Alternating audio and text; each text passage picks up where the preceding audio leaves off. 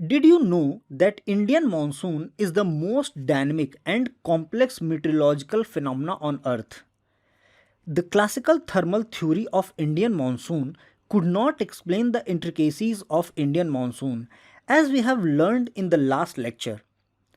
When India was embarking upon the first 5 year plan on agriculture, a German climatologist named Hermann Flohn challenged the thermal theory of Indian monsoon and presented his new idea of the dynamic concept of Indian monsoon. Hello everyone, मेरा नाम है Rishikesh Dubey. Today we are going to study the dynamic concept of Indian monsoon as given by Hermann Flohn. According to Flohn, monsoon is the result of complex interaction between land, sea, atmosphere as well as the global circulation patterns. Phloem ने ये कहा कि landmass, oceans, atmosphere, winds और global circulation patterns, इन सभी चीज़ों का एक complex interaction होता है जिसकी वजह से मॉनसून का ओरिजिन होता है. इन सभी फैक्टर्स में, जिसे लैंड, सी, एटमॉस्फियर और ग्लोबल सर्कुलेशन पैटर्न्स में से, फ्लोन ने ये बताया that global atmospheric circulation pattern जो है वो सबसे इंपॉर्टेंट है, वो सबसे ज़्यादा क्रूशल रोल प्ले करता है मॉनसून की ओरिजिन में. अब इन दोनों ही आइडियाज़ को अगर हम समराइज करें, then according to Flohn, monsoons are originated due to shifting pressure belts and wind belts. ये हमारी डेफिनेशन या एक क्रक्स पॉइंट या एक बेसिक प्लॉट हो गया फ्लोन के मॉनसून की अंडरस्टैंडिंग को लेकर के. Now further, the seasonal shift of ITCZ, that is inter tropical convergence zone, and the position of sub tropical high pressure system also influence the onset, intensity and duration of monsoon. अभी दो बातें इसमें आई, एक तो ITCZ, दूसरा सब tropical high pressure belts. ITCZ को फिलहाल समझने के लिए ये एक तरह का एयर कन्वर्जेंस जोन होता है जो कि इक्वेटर के आसपास पाया जाता है, जहाँ पे दोनों हेमिस्फीयर से, यानी नॉर्दर्न हेमिस्फीयर से और साउदर्न हेमिस्फीयर से विंड्स आकर के कन्वर्ज होती हैं, राइज करती हैं, क्लाउड फॉर्मेशन होता है और रेनफॉल होती है. इस जोन को ITCZ कहते हैं. आगे हम लोग इसके डिटेल्स के बारे में पढ़ाई करेंगे आगे आने वाली स्लाइड्स में. Now the sub tropical high pressure system एक ऐसा सिस्टम होता है जो कि 30 to 35 डिग्री के आसपास हमें मिलता है, और इसे हॉर्स लैटिट्यूड भी कहते हैं क्योंकि एयर यहाँ पे सिंक हो रही होती है, Hadley cell, Ferrel cell, polar cell. तो ये फेरल और हेडली सेल के बीच का जो पॉइंट है, जो 30 to 35 डिग्री के पास हमें मिलता है, उस पॉइंट पे हमें high pressure belt, high pressure system देखने को मिलता है. उसे हॉर्स लैटिट्यूड भी कहते हैं. ITCZ और सब ट्रॉपिकल हाई प्रेशर सिस्टम की जो लोकेशन होती है वो ये डिसाइड करती है कि मॉनसून ऑनसेट यानी कि अराइवल उसकी कब होगी, इंटेंसिटी यानी कि उसकी तीव्रता कितनी होगी, ड्यूरेशन यानी किसी पर्टिकुलर लैंडस्केप में वो कितने दिनों तक या कितने महीनों तक मॉनसून रहने वाला है. ये सारी चीज़ें इन दो बातों से निर्धारित होती हैं, ऐसा फ्लोन ने बोला. अब क्योंकि अभी तक इस पूरी थ्योरी में हमने ये देखा that seasonal migration of planetary winds and pressure belts monsoon की ओरिजिन और उसके रिजल्ट की वजह है, that's why this theory is also known as the theory of shifting pressure and wind belts. Now अगर तुम्हें ये पूछ लिया जाए then that explain me the dynamic concept of Indian monsoon or the dynamic concept of Hermann Flohn, you have to write the same thing. If you are asked that explain me the theory of shifting pressure belt and wind belts of Indian monsoon, then also you have to write the same thing. Now extending the Flohn theory, Flohn recognized that the role of Tibetan plateau and Himalayas in influence of Indian monsoon. Indian monsoon के influence में तिब्बत और हिमालय के role को भी phloem ने काफ़ी recognise किया, उसको अप्रिशिएट किया. He said that Tibet plateau acts as a heat source. Flohn ने ये बोला दैट तिब्बत का जो प्लेटू है, जो कि यहाँ पर रेड कलर से दिख रहा है, जो बैरन लैंड है, वो एक हीट सोर्स, हीट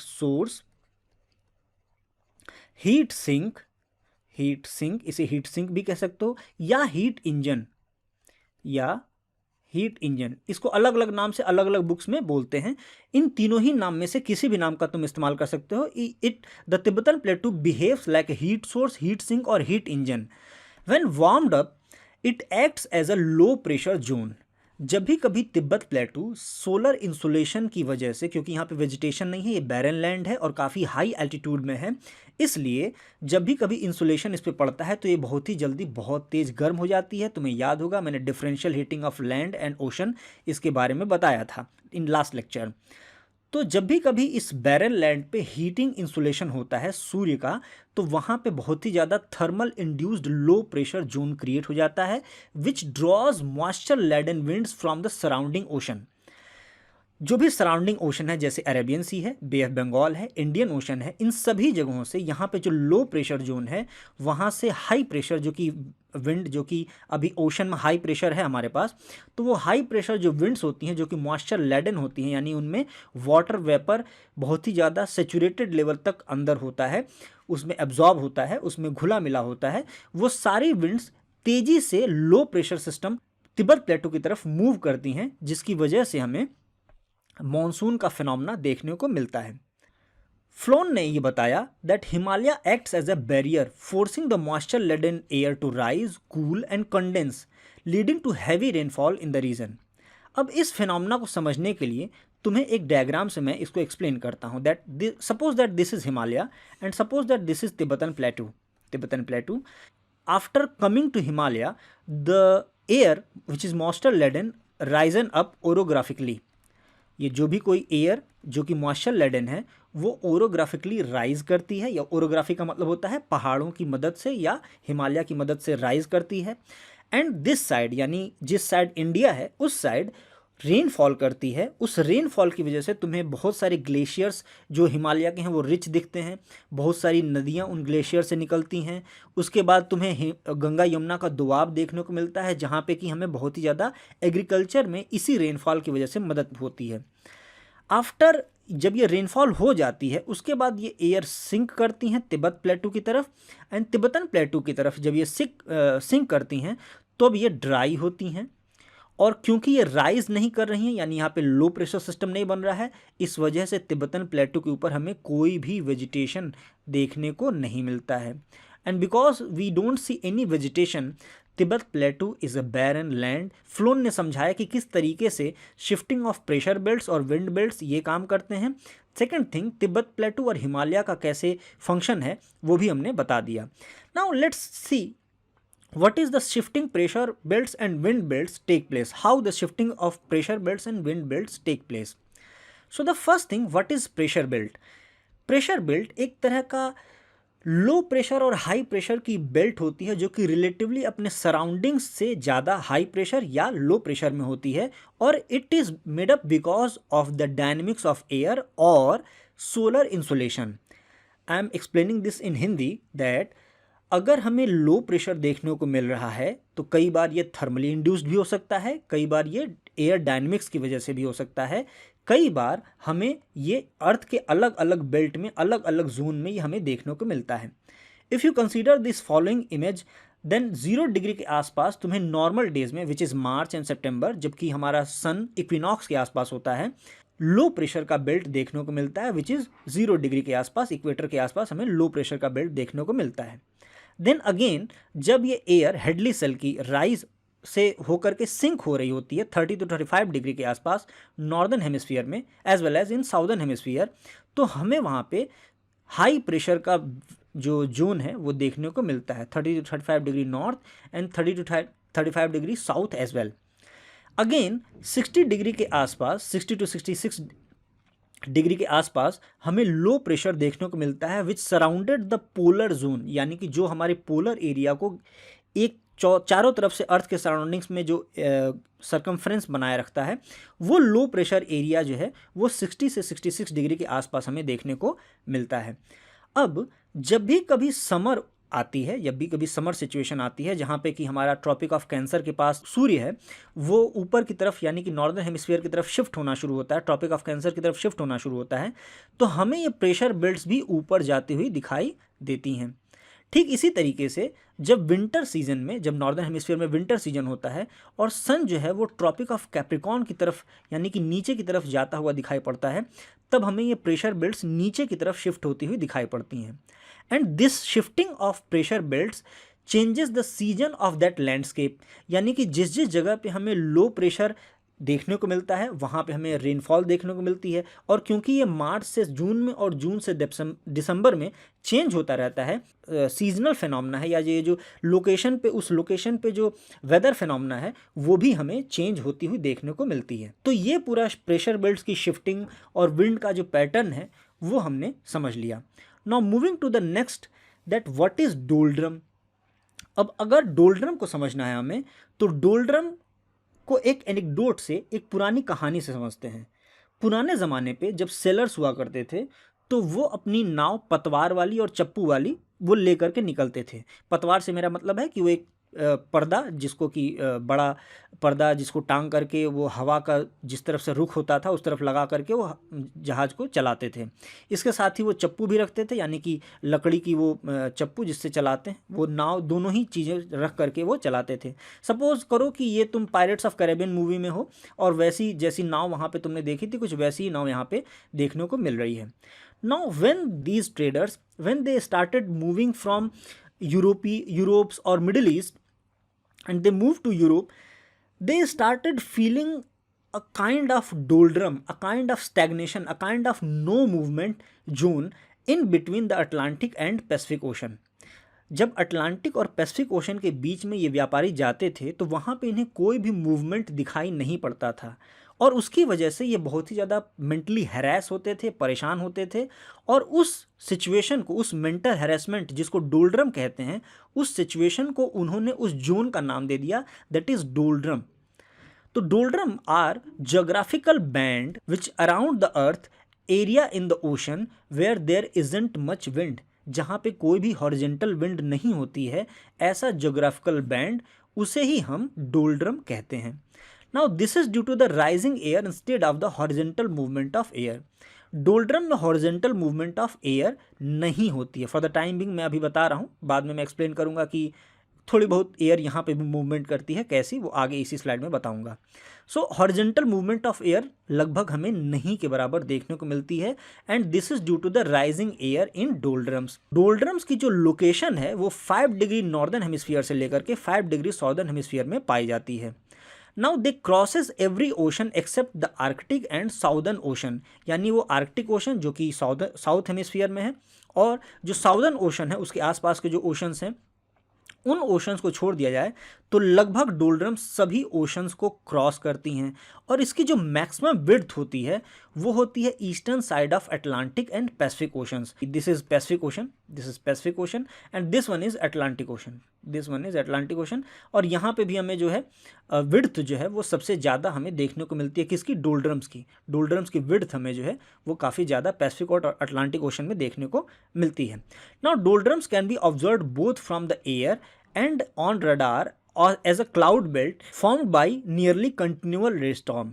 यानी कि ये जो डोल्ड्रम्स हैं वो हमें ऐसे तो पता लगेगा ही कि 5 डिग्री नॉर्थ से लेकर के 5 डिग्री साउथ तक हैं, बट अगर तुम इसको एयर के फॉर्मेशन में या रडार से अगर भी देखोगे या सैटेलाइट से इसकी इमेज लोगे तो भी तुम्हें ये चीज़ देखने को मिलेगी कि पूरे डोल्ड्रम्स के ऊपर हमें एक क्लाउड बेल्ट मिलती है, और उस क्लाउड बेल्ट में बहुत ही ज़्यादा रेनफॉल, रेन स्टॉर्म्स, यानी कड़कती बिजली, तड़कती बिजली के साथ हमें बारिश देखने को मिलती है। These are characteristic phenomena of डोल्ड्रम्स।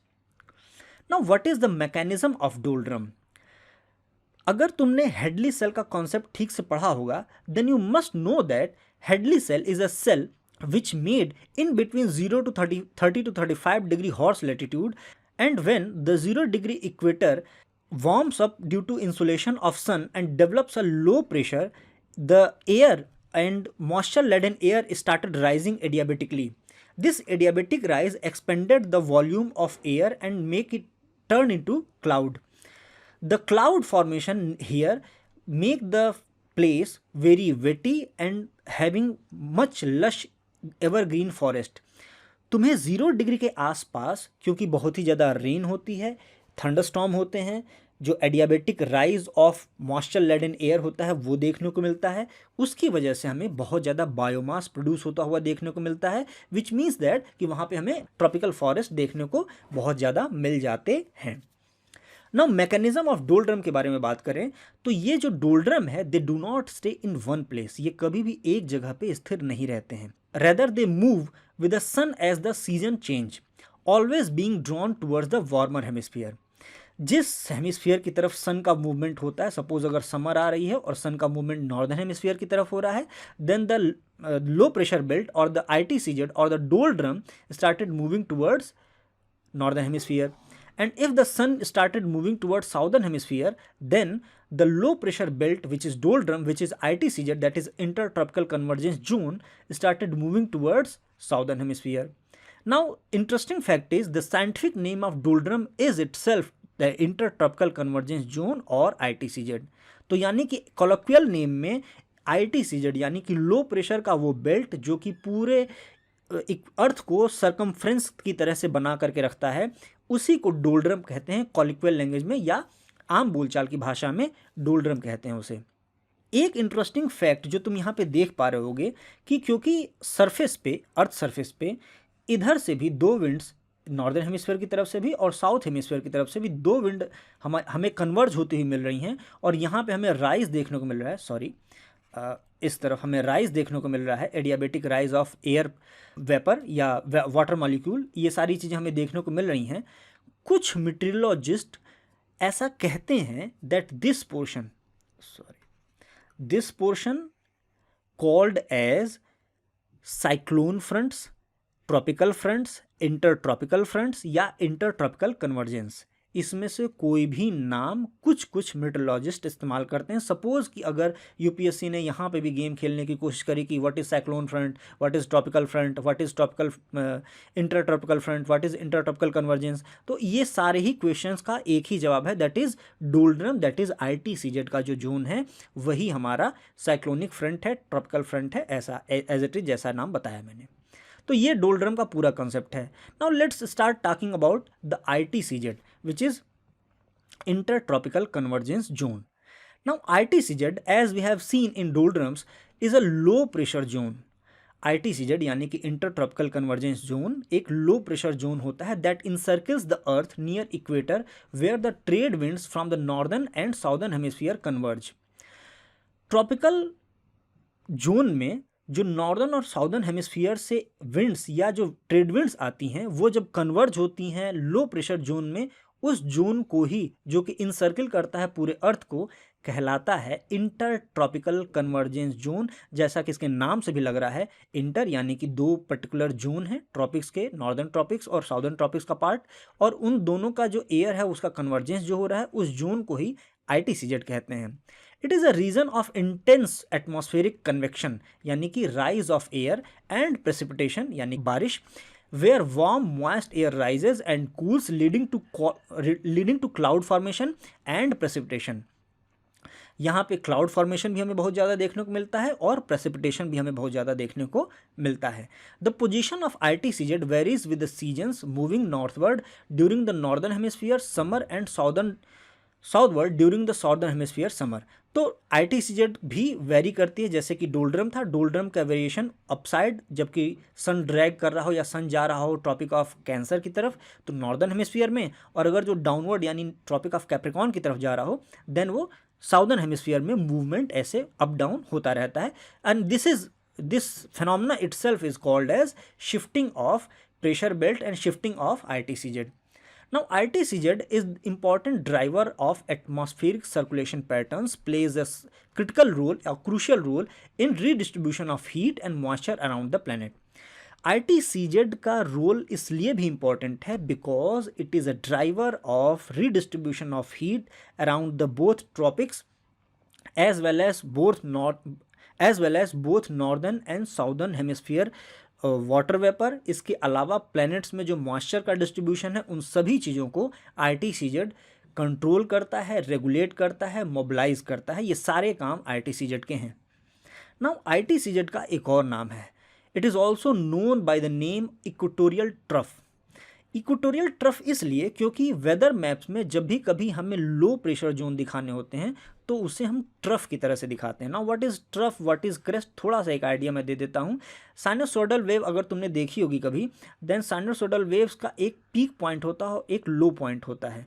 This point is having peak value, this point is having low value, lowest value, and the lowest value point is known as trough, TROUGH। अगर तुम इंजीनियरिंग के स्टूडेंट हो तो तुम्हें पता होगा, science के student होगा तो भी तुम्हें पता होगा। And this value is known as crest, CREST। Crest is the highest value and trough is the lowest value. And because this ITCZ is having lowest atmospheric pressure at that point, that's why this ITCZ is also known as equatorial trough। ठीक है, तो ये equatorial trough की तरह से जाना जाता है। अब ये एक नासा से ली हुई इमेज है, मैंने इसे नासा से उठाया है। अगर तुम्हें ये वाला बेल्ट दिखाई पड़ रहा होगा, दिस बेल्ट जिसमें क्लाउड तुम्हें दिख रहा है, ये सारी बेल्ट जो है वो क्या है, ITCZ। This belt is ITCZ। ठीक है, चलो, तो now moving towards the next topic, that is latitudinal variation in the ITCZ। What is latitudinal variation?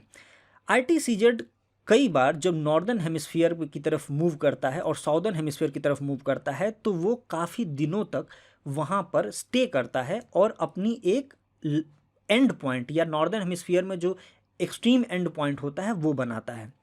इस पॉइंट को northern inter tropical convergence zone के नाम से भी जाना जाता है, दैट इज NITCZ। और ये मैक्सिमम 25 डिग्री नॉर्थ में जाता है।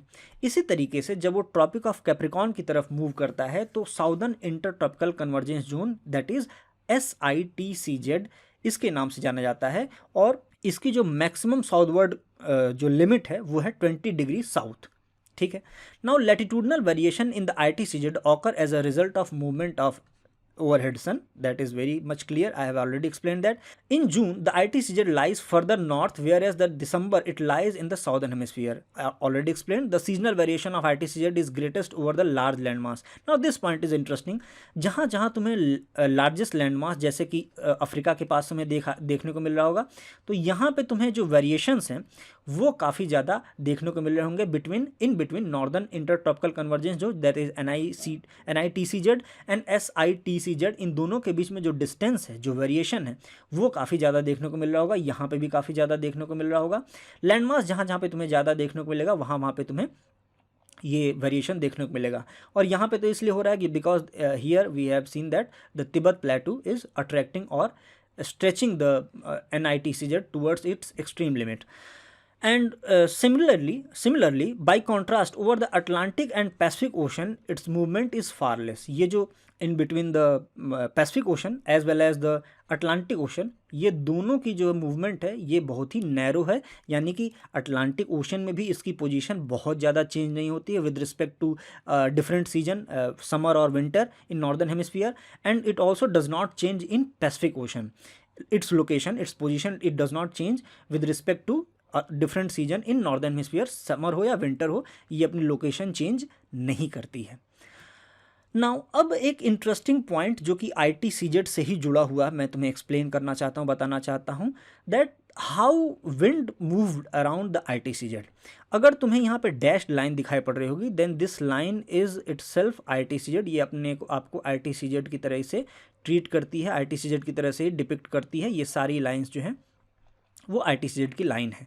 नाउ जुलाई में ये जो ITCZ की लाइन है, जुलाई में ITCZ की लाइन है वो ऊपर की तरफ यानी नॉर्दर्न हेमिस्फीयर में शिफ्ट होती है, जैसा कि मैंने बताया था।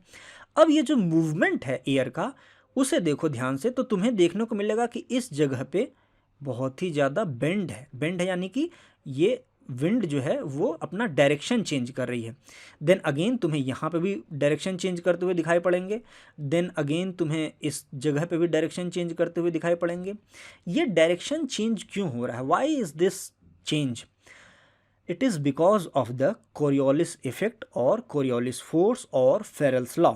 Coriolis effect, Coriolis force, Coriolis law, sorry Ferrel's law, ये सारी चीज़ें ही कंक्लूड करती हैं इसको कि ये बेंड हो रहा होता है। अभी एक समरी के पॉइंट ऑफ व्यू से मैं तुम्हें बता सकता हूँ that in the northern hemisphere if any object move towards straight line, the Coriolis force act upon it in the rightward direction, यानी कि कोई भी चीज़ अगर जो किसी स्ट्रेट लाइन में मूव कर रही है नॉर्दर्न हेमिस्फीयर में, तो कोरियोलिस फोर्स उसके ऊपर राइटवर्ड डायरेक्शन में लगता है और वो उसको राइट की तरफ बेंड करता है। ठीक है। Now same situation reverse when it is in southern hemisphere. जब भी कभी कोई चीज़ साउदर्न हेमिस्फीयर में मूव कर रही होती है तो वो जैसे ही क्रॉस करती है नॉर्दर्न हेमिस्फीयर से साउदर्न हेमिस्फीयर में आ रही होती है, then it started moving towards left direction. तो ये कोरियोलिस फोर्स का एक बेसिक लॉ है दैट जब भी कभी साउदर्न हेमिस्फीयर में मूवमेंट होगा तो वो लेफ्ट डायरेक्शन की तरफ फोर्स लगेगा कोरियोलिस फोर्स का, जिसको फेरेल्स लॉ में भी कंक्लूड किया जाता है। And the same situation you can see in northern hemisphere. ठीक है। तो अब ये चीज़ तुम्हें यहाँ पे भी देखने को मिलेगी, ये चीज़ यहाँ पे भी देखने को मिलेगी that this ITCZ which is in December, this ITCZ if you see at the equator the wind started moving in right and left direction depending upon in which hemisphere they are moving towards। ठीक है। तो जनवरी में भी हमने देख लिया और जुलाई में भी हमने देख लिया कि why the wind movement is bend और वाई द विंड मूवमेंट जो है वो मुड़ती क्यों है, हवाएं मुड़ती क्यों है। Now let's understand the Flohn theory to its conclusion. Flohn ने अपनी थ्योरी को कंक्लूड किया इक्वेटोरियल वेस्टर्ली विंड्स के कंसेप्ट को एक्सप्लेन करते हुए। उसने पहली बात तो ये बोली, अब मैं पूरी फ्लोन की थ्योरी को कंक्लूड कर रहा हूँ। फ्लोन ने ये बोला कि लैंड, सी और एटमॉस्फेयर और general atmospheric circulation around the globe, इन सभी चीज़ों के कॉम्प्लेक्स इंटरेक्शन की वजह से हमें मॉनसून का ओरिजिन देखने को मिलता है। फिर वो तिब्बतन प्लेटू का हीटिंग, हिमालय का जो हिंड्रेंस है या जो हिमालय का जो बैरियर है वो हमें देखने को मिलता है। इसके बाद उसने कहा कि जब विंड कोरियोलिस इफेक्ट की वजह से बेंड होती है, ITCZ का शिफ्ट होता है, और जब विंड बेंड होती है उस बेंड की वजह से जो नॉर्थ ईस्ट ट्रेड विंड्स इधर से आ रही होती हैं और जो south east trade winds southern hemisphere से आ रही होती हैं, ये दोनों ही ITCZ के पास मर्ज होती हैं और वहाँ पे एक हाई प्रेशर का जोन, एक हाई प्रेशर का सेंटर क्रिएट होता है। इस जगह पे हमें एक हाई प्रेशर का सेंटर देखने को मिलता है ओशन में, और इस हाई प्रेशर के सेंटर से ड्यू टू कोरियोलिस फोर्स एक हॉरिजेंटल विंड निकलती है जिसे इक्वेटोरियल वेस्टर्ली विंड कहते हैं। This wind is known as equatorial westerly winds. और ये हाई प्रेशर जोन कहाँ पे है, ये ओशन में बना हुआ है। और ये जो इलाका है, ये इलाका किस चीज़ का है, ये ITCZ का इलाका है। ITCZ के इलाके में हॉरिजेंटल में भी मूवमेंट मूव करती है, ऐसा फ्लोन ने बताया, और उस विंड का क्या नाम है, equatorial westerly winds. Now let's read something. The westerly winds that sometimes develop within the equatorial trough when the intertropical convergence zone is well north or south direction, south of equator.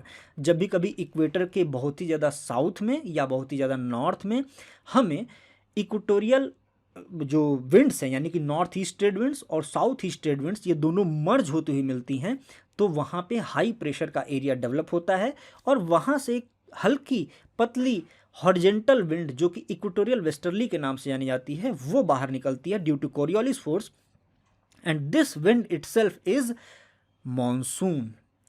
Equatorial westerly wind ही monsoon है, ऐसा Flohn ने बताया।